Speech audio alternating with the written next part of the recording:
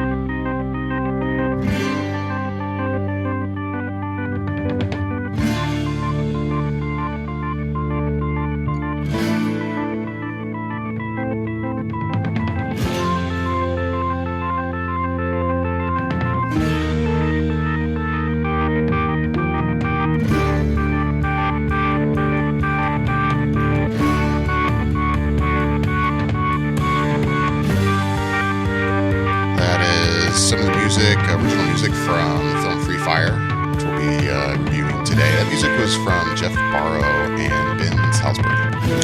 If you were curious, it's a pretty good soundtrack. Listen to most of it after this film, and yeah, it's good. I like the music in that film. I liked the music in the film when there was music in the film. Right. Yeah. When there actually was music happening, I enjoyed it. This kind of a music as you're watching the film. I can imagine many people, especially if you weren't necessarily familiar with 70s music, might be going, oh, this is probably like music from the 70s, right? Like just needle-dropped music. But no, it was actually original music. No, yeah. But anyway. What else did that? Man, so you going to ask me that question? He's already clicked out of the screen and everything. It looks like, at least in Jeff Barrow's case, I don't know if they work together on a regular basis. It looks like he worked on the soundtrack to Lord of War, Wild, and drumroll. He had something to do with the Fantastic Four remake. I'm gonna keep that one. The one that was absolutely garbage. Yeah, I don't know if he was the original composer in that or not. I'm looking now. Yasha, you say that as if that makes a distinction. I was gonna say you're not just. You're talking about. Yeah, I was like, wait, you're not making that. No, he did. I think he worked probably as a music supervisor. I'm guessing because he wasn't a composer on it. I don't see where his credit is yet in here, but that's what I'm guessing. Probably like a music producer, music supervisor, or something like that. But he was a composer on Free Fire, which we'll be reviewing today. Spoiler review. By the way, I'm David Lotz. Joining me as always is Bobby Jackson. What's up, everybody? Joshua Wilson. Hey. And Michelle Kirk.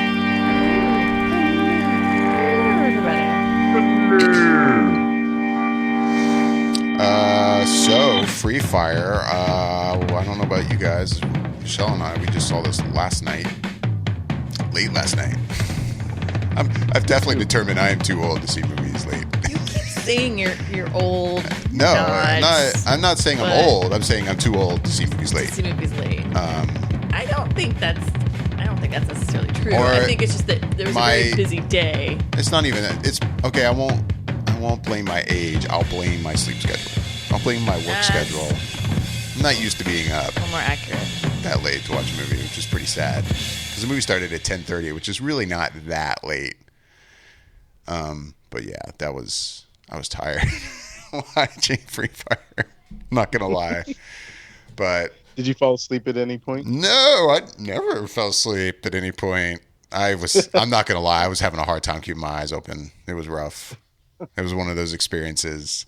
I think I said that too about when I saw Mad Max Fury Road in the theater, which I remember I walked out of the theater and I was like, oh, that was good. But then I watched it again at home and I was like, holy shit, that movie was awesome. Yeah, I remember you were really tired that night. I was tired when I saw Mad Max. I mean, I actually thought you did fall asleep at one point in Mad Max, and I was like, wake. I think I elbowed you and was like, no, wake up. Right? Get with the program. Probably. And then, yeah, I don't know. You were really fidgety last night, and you're never fidgety in a movie theater. Well, I was being fidgety as a way to try to keep myself You're awake. keeping yourself awake. You're never fidget. I was like, man, he's like, I'm the fidgety one usually, and so it was like, I was like, why is he all fidgety? It's weird. I was like, oh, he's trying to keep himself awake. It's so late. It was just a busy weekend, and really seeing it last night was the only time to see it. It was just the only time that worked out. So I was like, all right, I'm gonna do it. I got a Coke. I don't normally drink soda anymore, so I was like, all right, I'm gonna get a Coke, and hopefully the sugar, a little bit of caffeine that's in there will help out. But no, I didn't do shit. Should have got some coffee. I should have, but I hate drinking it that late because then I'll Yeah. be worried I'll have the opposite problem. I'll get home and then my mind won't turn off, and I'll just lay in bed, and I can't have that. But no, I do drink coffee, just not that late. Because trust me, I thought about it. Oh yeah, especially like as we were walking in the theater, I saw we serve Starbucks. I was like, That's tempting. I realized that's just regular Starbucks, like, house blend, Pike Place. But I'd be okay with that right now. I would take that. I was like, it was tempting. Right. Yeah, I bet you it was your work schedule. Plus, it was a busy day. But It was a busy day. It's been a busy weekend. So it's been a busy week. yeah. But Free Fire. But Free Fire. How about that? 'Cause we're boring everybody with our story. Well, it's not boring. It's the podcast. This was directed by Ben Wheatley. Did everyone ever see Kill List? I heard a lot of good things about Kill List. He directed that. I want to say the year Kill List came out, I feel like I even saw it on a few top 10 lists. What was it about? I don't even recall that as a thing. Kill List? Huh. All right. Kill List. Nearly a year after a botched job, a hitman takes a new assignment with the promise of a big payoff for 3 killings. What starts off as an easy task soon unravels, sending the killer into the heart of darkness. Ooh, the Heart of Darkness. Well, it sounds like something I'd want Heart to of see, but I Darkness. don't recall it. I always wanted to see it too. But I never did. And I want to say it was pretty well received critically, if I remember correctly. I'll have to look that up. But anyway, same director directed this film, Free Fire. What'd you guys think? Who wants to go first on this? Does it Does it really matter? Bobby, I pulled your name first. What'd you think of Free Fire? I thought Free Fire was okay. It didn't do anything to really stand out from movies I've seen that are kind of similar in tone or in nature. There was a few good scenes where the action was pretty intense, but I would say probably maybe the best part of the whole movie to me was just the inciting incident, like what was going to be the thing that got everybody to the point where they're all kind of shooting at each other. Because up until that point, I was pretty tense about what was going to happen as far as how everyone turns on each other. Because all I knew about this movie going into it was the talk about it being sort of a warehouse shootout for about an hour and a half. And I hadn't seen any trailers for it or anything else. So I just was intrigued by the premise and thought it made for what would be an exciting and involved movie. And it was like once that part happens and then a lot of the other stuff that sort of follows after that, it felt like it was, I don't know, maybe this will sound harsh because I did think the movie was okay, but it wasn't like bad or great, but it felt like it was trying to be cooler than it actually was in a weird sort of way. It seems like it's something that in the hands of someone else, like maybe Tarantino or something, it would have been something more evolved and a little bit more, or like a Guy Ritchie or something would have felt more to their sensibilities and they could have did something better with it. But I felt like I'm glad it was an hour and a half because it seemed like it was going a little long to me anyway, even though it was only an hour and a half. But it wasn't horrible, but I've seen it done better in different ways, even though it's not specifically that kind of setup, but just with that kind of like cast of characters that are all a little quirky in their own ways. I will say I did love Armie Hammer in this, and every time I see that guy more and more I'm anticipating what he does next because he's very versatile as an actor and can really just have a presence when he's on screen. I mean, one, the fact that he's so damn tall, he's an imposing figure, but he just is really good and charismatic with everything I've seen him play in. That I've seen him play in. I never watched Lone Ranger, so I'm not gonna say anything about his performance in that because I don't know. But anything that I have seen him in, he's been pretty good, and he definitely was a standout in this for me. But other than that, it was just middle of the road. Nothing bad, nothing great. Yeah, I'll go ahead and jump in then with my thoughts because I'll just say, hey, what Bobby said. You pretty much nailed it, dude. Like, I thought it was fine, I guess. But like what you were saying in terms of being in the hands of another director, like, yeah, you pretty much nailed the two directors I would have thought of: Tarantino, Guy Ritchie. Probably more so Tarantino in this case because it is the dialogue would have been much more interesting with him writing that in this scenario. It was hard not to, like, while I was watching it, kind of, even though they're not really the same, kind of think of like a Reservoir Dogs, feel. Mm-hmm. Or Hateful Eight. I mean, I don't mean to jump into it, but definitely. Like, I mean, this essentially kind of was to me almost like another version of the Hateful Eight. Everybody's in the room trying to kill each other, sort of thing. It just escalated a little bit quicker. Yeah, no, exactly. I agree. So yeah, I mean, I don't really even have anything else to add other than what you just said. I completely agree. I didn't necessarily think it was bad or anything. And it was nice that it was only an hour and a half because it definitely didn't need to be any longer than that. Because I was watching it wondering, is there going to a way they're going to pull this into 2 hours? I haven't looked at the length of this movie, but I don't think so. I think it really is about to just wrap up. Yep, it sure did. Okay, it's over. That's good.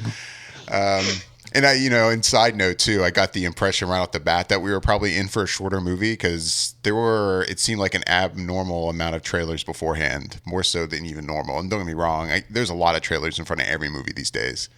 But I guess I'm getting the impression that with shorter films, they're like, we'll tack on a couple more. Because I'm like, man, these trailers aren't stopping. This must be a short movie. And then, yeah, it was. But anyway, overall I liked it. I liked a lot of the performances, but I agree, it did feel like thought it was a little cooler than it really was. And as good as some of the performances are, it felt like it was missing a little something. And as much as I would say it was kind of entertaining overall, it felt like it could have been so much better and just really wasn't. I will say, like you and Michelle mentioned at the top of the recording, that the soundtrack was pretty good. That music does sort of stick with you. That theme that they play, that you played at the top, is very melodic in a way. The reason why I had asked you who were or what else had they done, because it kind of sounded like some of the music that I remember hearing in like You're Next and It Follows, I think, kind of like that synth sort of, that I don't know how to describe that music, but that sort of synth sound to it. But yeah, it gave me that sort of feel to it when I was listening to it. I don't know why, but I think I mentioned this when we were in our thread, but for whatever reason, it also felt like a Shane Black movie. Maybe that's because The Nice Guys just came out, and that was kind of a retrofitted type of film and a throwback to the 70s and 80s, or I can't remember what years that it was taking place. But that's one thing that I kept thinking about too, is like maybe if Shane Black had written something like this would have been a much better fit for this movie, and especially the directors that you guys mentioned. It really could have worked in a lot of the humor that I think they were trying to get in there, but they just couldn't, or the director wasn't able to figure out. But also, I'm with you, Bobby. I really enjoy Armie Hammer's work. Like, that guy is very, very versatile, and I think that he should, I wish he would pop up a little bit more and stuff, because he was really charismatic in this, and I thought it was great. Nice. Now, let me say that, like, I don't think the movie was great. Like, I liked the movie. I thought it was good. It was entertaining. Like you said, Bobby, it was like, yeah, it was okay. It was cool. It was good. But it's not something that I'm like, oh my God, you have to rush out and see this movie. It was brilliant. Like, so many twists and turns. It was so much fun. I was curious, Yasha, this week when we were talking about what we were going to review, I got the impression you hadn't even heard of this movie before. Had you never seen a trailer for it? I don't think I had. Like you said, Free Fire, and I'm like, what the fuck is Free Fire? Like, I'm like, okay, well, let's take a look. And so I looked it up, and I'm like, all right, yeah, that looks cool. And it's like, but I didn't see or hear anything of this. Or maybe it just kind of went in, and I just completely dismissed it as soon as I saw it the first time. But I genuinely did not remember hearing or seeing about this film. So I went in completely cold. I mean, I watched the trailer, and I was just like, all right, cool. Brie Larson, Armie Hammer. It had some of my favorite actors. Like, I love Cillian Murphy. I think he's a fantastic actor. Brie Larson's another one that I really like. Armie Hammer, like I said. I don't remember. Sharlto Copley, I enjoy his work immensely as well. I don't remember hearing about this movie. I don't even remember seeing a poster for it in the movie theaters when I would go to the theater. And I am at the theater weekly, and I did not see it. I did not see one of the posters. Wow. I just thought that was shocking because, like, I feel like I want to say over half of the movies I've seen for the past, I don't know, while, I feel like I've seen this trailer so many times. Oh, yeah. Like, it's just one of those trailers that's been popping up so much, at least for me. So when you were saying, like, oh, what is this? I'm like, man, you haven't seen a trailer for this? I feel like it's been everywhere, at least in movie theaters. Well, Bobby, I haven't seen marketing on commercials or TV, but Bobby, we go to the movies, essentially the same theaters out here in California. Have you seen this and attached to any of the movies that we've gone to go see? No, I'd never seen the trailer in any of the movies that I was watching. But to be fair, since a lot of times I'll go to the theaters that have reserved seating, I'll get there like right when the movie's starting or a little bit slightly before with like one trailer left to go. So I hadn't seen it, but it's not to say that it wasn't there and I just missed it. It just went the whole time without ever seeing a trailer for it, though. I just knew about it because of, I think it was at one of the festivals and they were talking about it. And I want to say Telluride, but I can't remember specifically. But I just remember hearing about it and that Brie Larson was in it, and Armie Hammer, Sharlto Copley, and just the premise. So I was kind of like intrigued from that and from the talk of it being at one of the festivals. So that's the only reason why I kind of was aware of it. All right. Now, did anybody else see this, or am I just going crazy? Did Jack Rayner, the guy who played Harry, did he just look like a poor man Seth Rogen, or what? Like, my God. All I saw when I looked at that guy, it was driving me insane through the whole movie. I was like, God, I know it's not him. I know it is not Seth Rogen. And the whole time I was just like, it's like he's trying to be Seth Rogen the whole way through, and it was driving me in turn. I was like, I had to check my phone. I had to check IMDb repeatedly in the theater. I was like, is that Seth Rogen? Like, I really want to say that's Seth Rogen. Right. But I knew it wasn't Seth Rogen, but I had to look a couple of times. And like, even when I read through the entire credits, I went to Seth Rogen's credit line on IMDb profile and had to check to make sure that he wasn't in fact in this movie. Yeah, no, it was not him, but man, it was frustrating because especially like right at first, like as soon as he like gets out of the van, I was like, it's not him. I know it's not Seth. Like, I know it's not Seth Rogen. Like, I know that, but I had to keep convincing myself as the movie went on. I was like, it's not. Just stop. Like, why can you not get this out of your head? It just was frustrating and annoying. I'll admit, I think there was just a case of like one or two lines that he delivered that sounded like just right, where it was like, man, it sounded like a Seth Rogen line, like the way he's saying it. So it crossed my mind once or twice. I mean, that was kind of it. I didn't really think about it from then on, but I'll admit, I definitely thought about it once. Oh, that's funny. Almost every time he was on the screen, I kept thinking about it. And then, he'd had a couple of lines that were pretty spot on. I was like, stop, it's not him. Like, it's not him. He definitely delivered a couple lines that sounded very Seth Rogen-like. Yeah. Plus, with the look he had going on in the movie, it was like, no, of course that's not. I know it's not, but... I like... That was just it. Like, I mean, I saw it, and I'm just like, this guy looks like Seth Rogen. It's like, is that Seth Rogen? And I kept thinking about it. That's all I could think about half the time when I was watching the movie. Yeah. I like Sharlto Copley a lot in this, actually. I like him a lot in general, like when I see him, but I really liked him. He's such a douchebag. And I will admit that this film is very trying to be cooler than it actually is. But he was such a douchebag the whole time. You're like, God, he's such an idiot.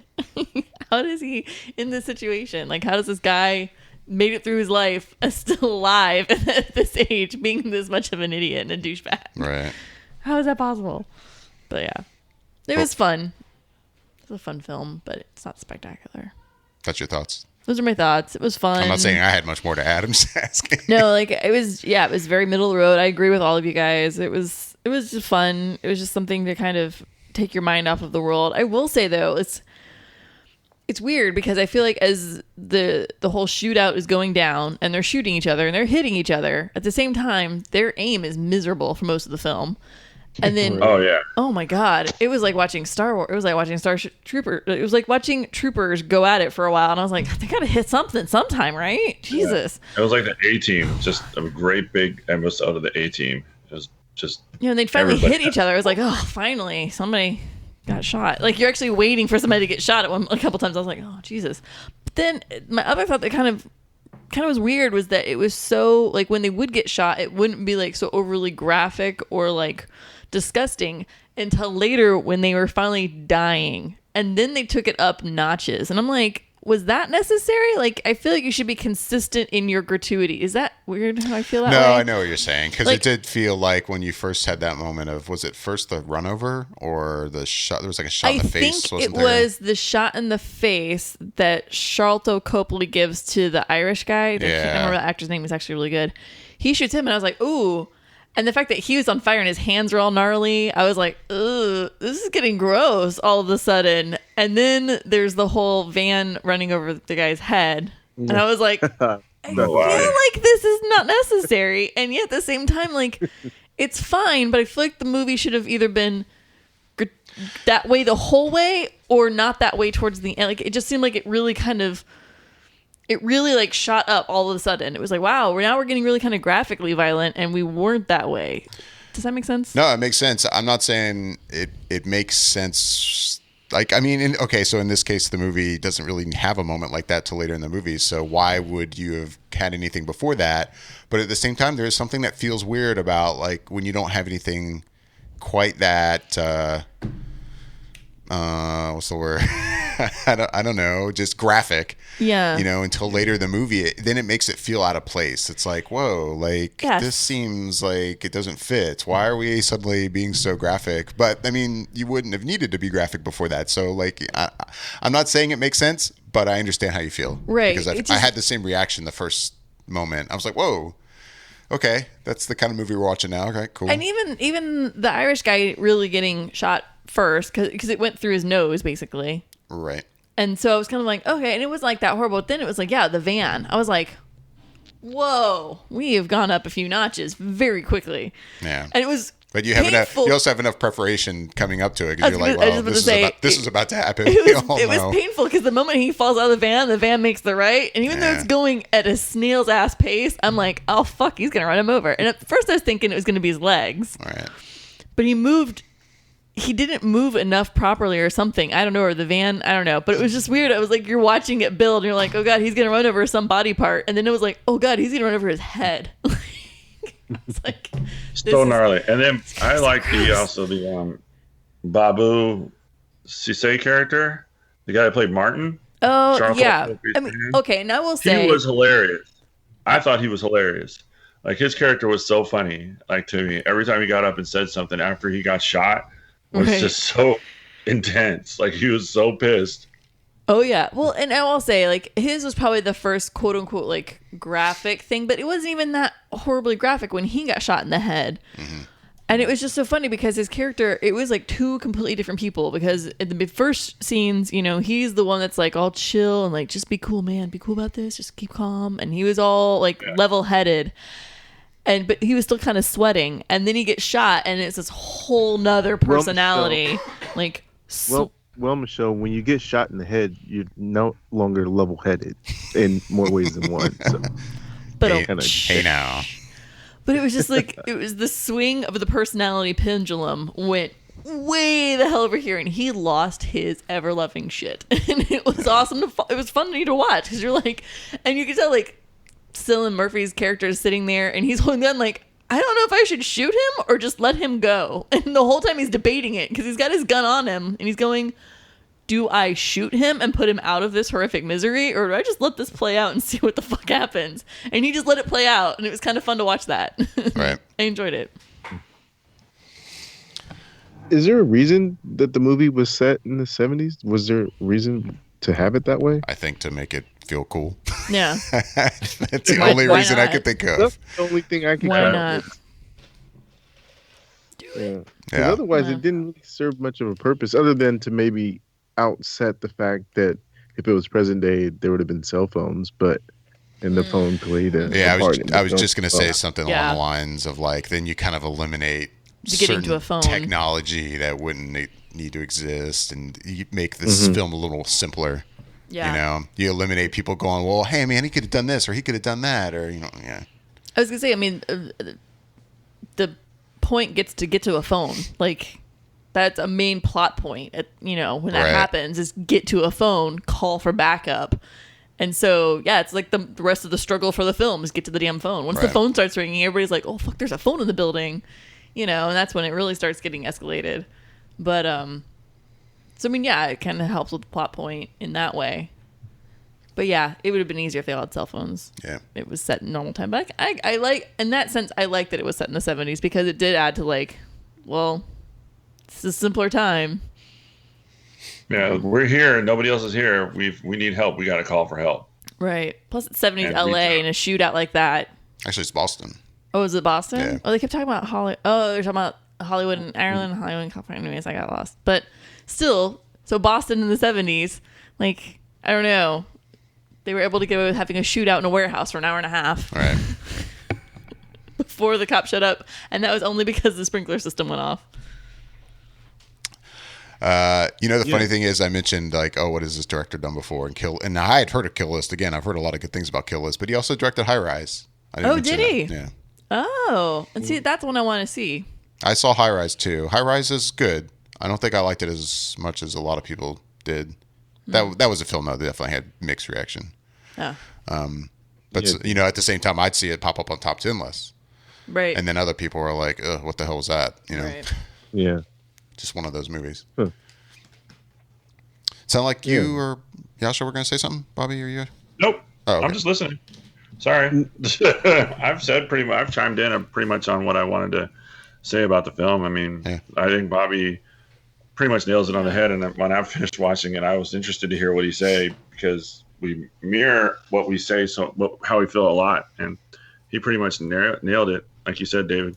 So Yeah. I'm just chilling, listening to everybody talk. Good that you went first, Bobby. You got us all covered.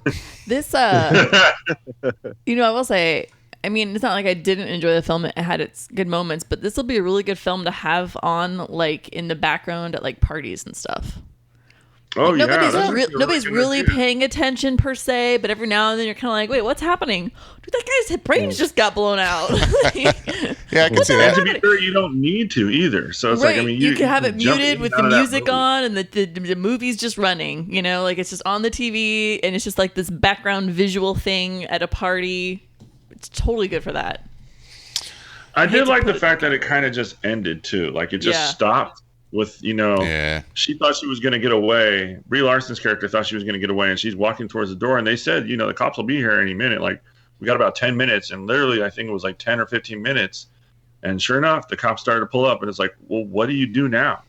And it's kind of left to your own devices to try and like, how do you clean that up? How do you fix that? She's the only Right. person walking out of She's the the only room. one. She's the full only of, one hobbling out with 3 bullet wounds Yeah. in her, and she's going, Yeah. "How do I make it sound like this was self-defense as I'm holding a briefcase full of money and a rifle Yeah. to support me? How can I play Yeah. this out that I was just a passerby in this horrific district It's of one of the Boston?" few movies that I actually enjoy where they just stop. Yeah, Like it was good. have a resolution. You leave it to your own devices. You just kind of figure it out on your own. Yeah, that was good because you could tell she has this look on her face of like, how the fuck am I going to explain this? What web of lies can I string together to make this make sense without just getting, Right. no, not happening. So, considering it was a quiet weekend for new releases at the box office, this might not be actually that difficult, but unless one of you have already cheated, what would you say was probably the biggest new release, box office wise? New release. Yeah. Which new release did the best? Lost City of Z. Negative. Actually, that's in its second week. Oh, is it? But it went a lot wider this week. So even though it's still not really very wide, Lost City of Z, it looks like it's only in 614 Ew. screens.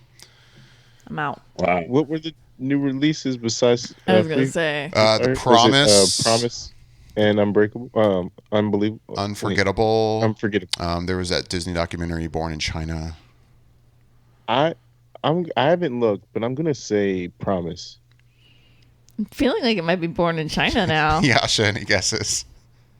You know what? I'm going to recluse myself from this because I had already taken a look you while already we were looked. talking. Oh. So Yeah, I can't. it was chime in. it was Born in China. Born in China was number 4 this weekend cool. in the box office with a little over 5 million. The Promise was Actually, down at thought that number looked good. 9. Yeah, I It thought was Born at in number China looked good. You know, I haven't seen any of those Disney nature films yet. You haven't? No. They're You know what I mean? they're hit and miss. I've kind of found, but this one's getting. They've been promoting like a mother for the past week. I think my biggest thing, and correct me if I'm wrong, maybe they're not all like this, but I get the impression that they all like try to give an animal a story. Like, That's what they seem like. Yeah, You know. usually they focus in on one type of an animal, and then they give an animal within a family a storyline to follow. I think that's to the make part it interesting. when the first one they put out, and I realized that that's what they were doing with it. It wasn't just truly straight up like documentary. It was like, okay, this guy has to get from here to here or something. I don't know. I was Yeah. kind of turned off by that. I was like, I mean, that's cute and that's great for kids. I hope kids actually see this and enjoy it. I think that's awesome. But that part of it was just like, I think I'm good. Right. You know, I'd rather like watch what was that? They just put out the second version of that. Why am I completely blanking? That British documentary that was such a big hit that it was like a mini series. It's like The Planet or something. Or Oh, yeah. Yeah, like, yeah, you're talking about. Oh man, they now just you got put me out part blanking, 2 but of it's- that.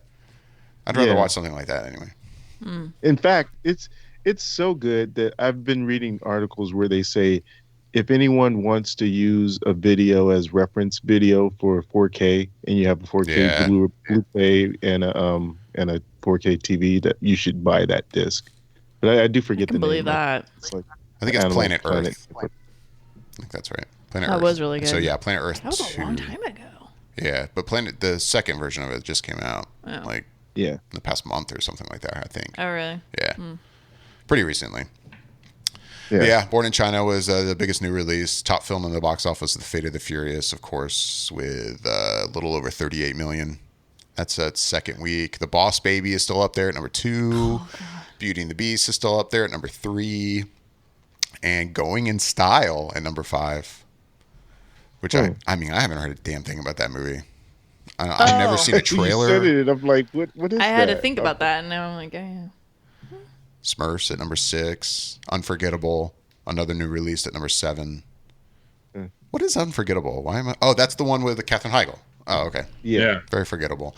Gifted at pretty number hard.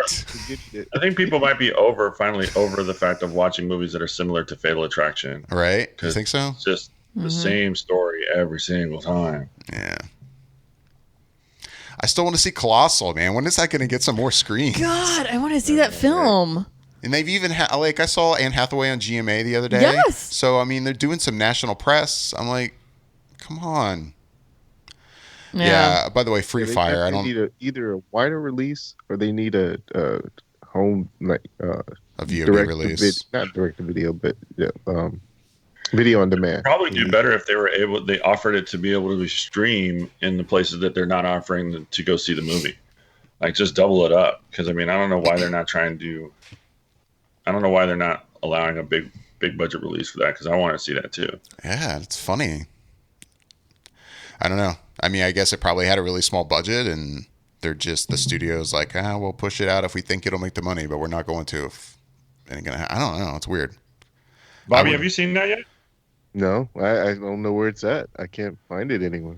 I just looked it up. It's playing at the Block. Oh, then I'll probably try to check it out fairly soon because I didn't hate you, when it first came out. It wasn't at the Block, so it must have got it like That's 15 minutes from us, David, or 15 minutes for me. Just 15 minutes. I'm pretty jealous right now. I hate you. I want to see it. I hate them. I just wanted to say it just like that, just to be a jerk. I'm sorry. It's cool. It's fine.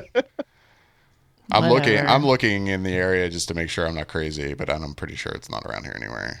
Did you have to drive somewhere? Tampa? I would drive to Tampa. Yeah. That's wanna the see farthest it. I would go.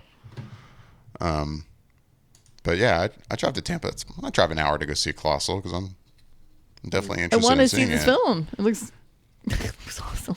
But I'm trying to babble as I look up showtimes for Colossal and see Oh, if it's playing jeez. anywhere, but it doesn't appear like it is.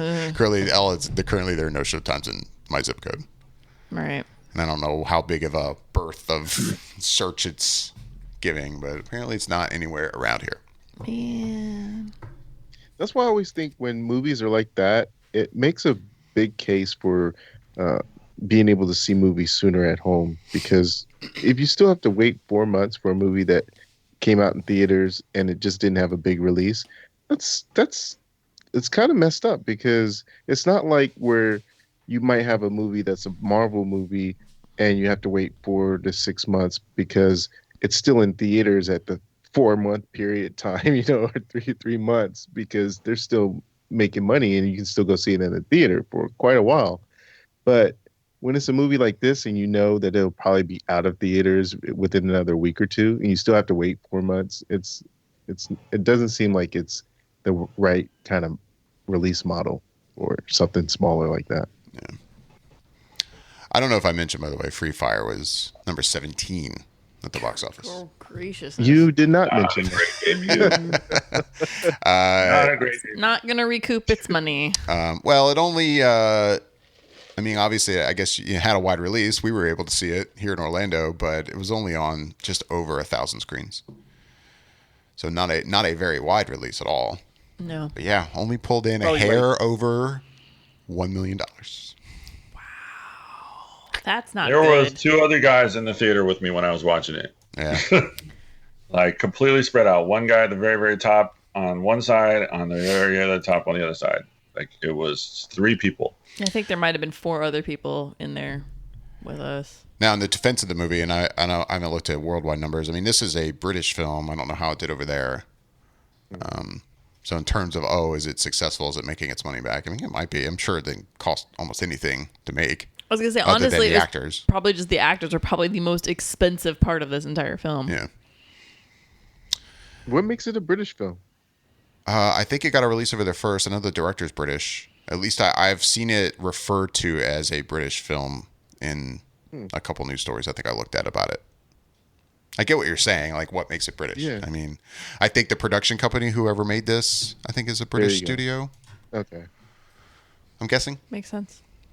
What's that one? Probably. I think I remember seeing it in front of the movie.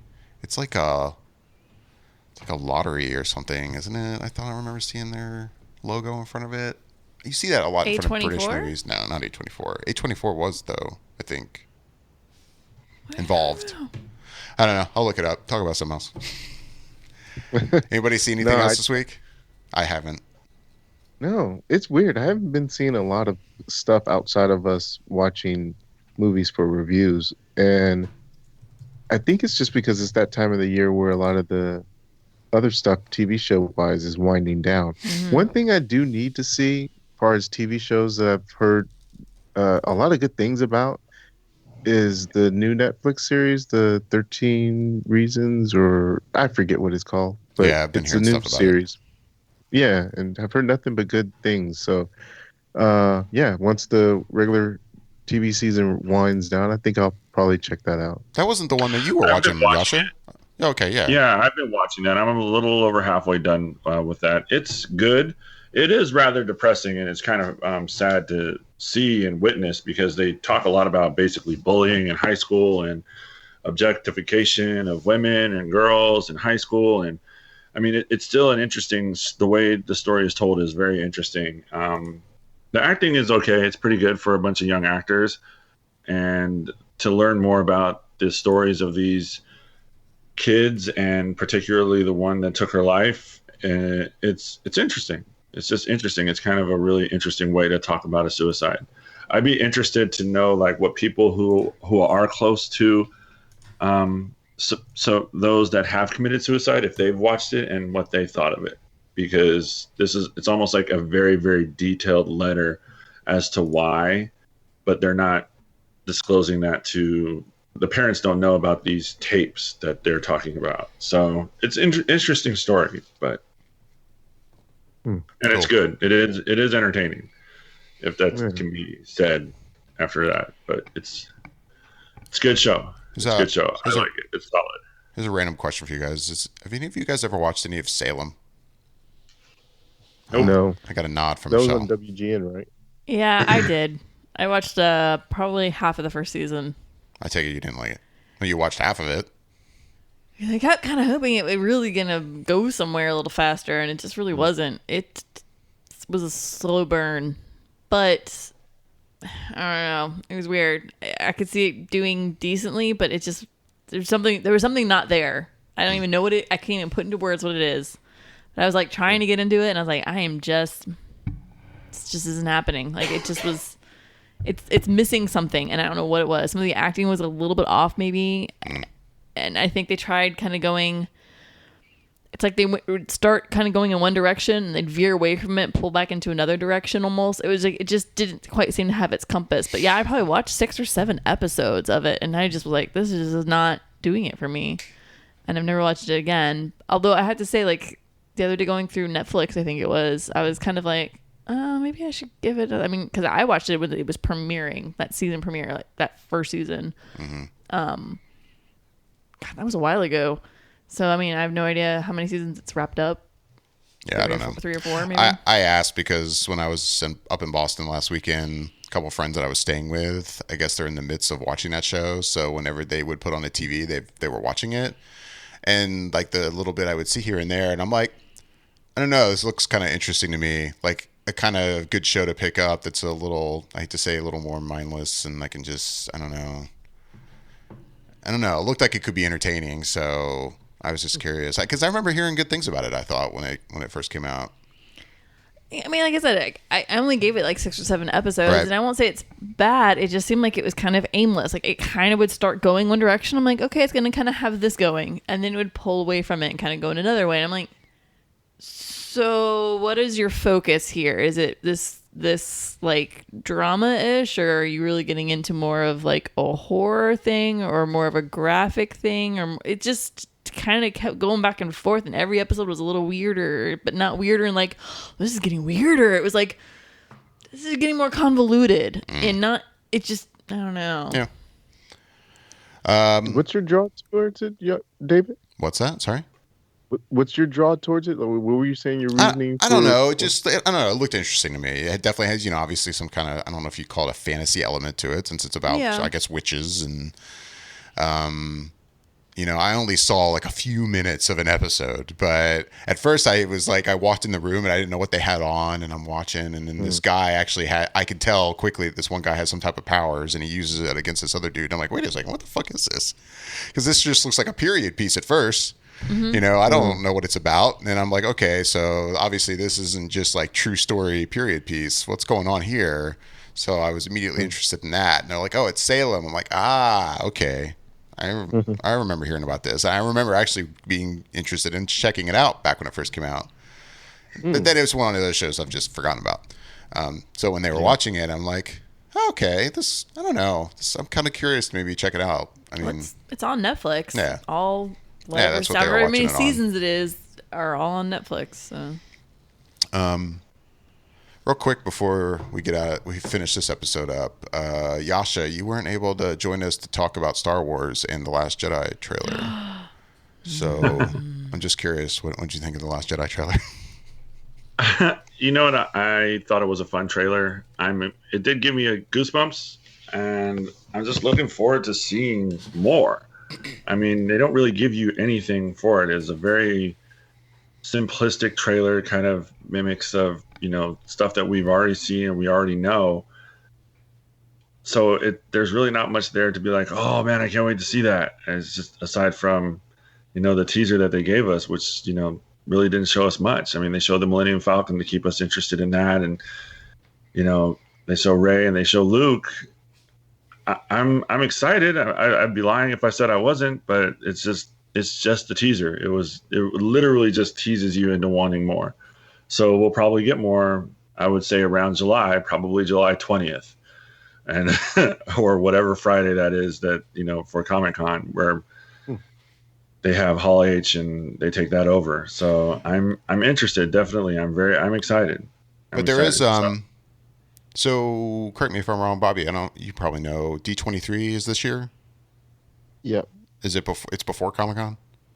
Yeah, it's the week before Comic-Con actually. So probably, I don't know. From what I've heard, or at least what the rumors are, obviously they could be wild rumors or they could be close to the mark. But the prevailing rumor is that at D23 you'll see more focus on the Han Solo spinoff movie, more so than Episode 8. Yeah. That's interesting. Because when's that due to come out? Then we got Episode 8 this December. Is it? It's not a December release though, is it? It's May. No, it's May. Next May. Okay. Oh wow, that is around the corner. I was thinking it was gonna be way longer than that. So about a year from now. Yeah. So speaking of around the corner, just 2 weeks away, Guardians of the Galaxy. I know. Yes. It's funny too with all the talk about now James Gunn's directing the last one and that'll be it for this crew of Guardians of the Galaxy basically, and it almost feels sad already, like, oh god, it's coming to an end. We haven't even seen the second movie yet. And I feel like there's this general feeling of like, okay, who's going to be next? I'm like, god, we got 2 more movies with these guys, plus if they show up Infinity War, like let's just enjoy what we got. Right. Yep. I'm excited for that movie. I think I already have it planned that I'm seeing it 2 times already that weekend. Nice. I think I see it Friday evening and then Saturday morning. Nice. I'm ready. Thursday night, May 4th, on Star Wars Day, right? Yep. That is the day. You will be in the stars, but just not with the ones that we know. In a different universe. A different galaxy. Well, I guess with that, unless you guys have anything else, it's about time to wrap it up. As always, curious to know what everyone listening to the show thinks. Any questions or comments, you can let us know by emailing us at feedback@flickereffect.com. You can find us on Facebook, Google+, Twitter, on YouTube. You can find links to those accounts on our website. Just look over on the right-hand side. I'm David Lott. I'm Bobby Jackson. I'm Yasha Wilson. And I'm Michelle Curry. Thanks for listening.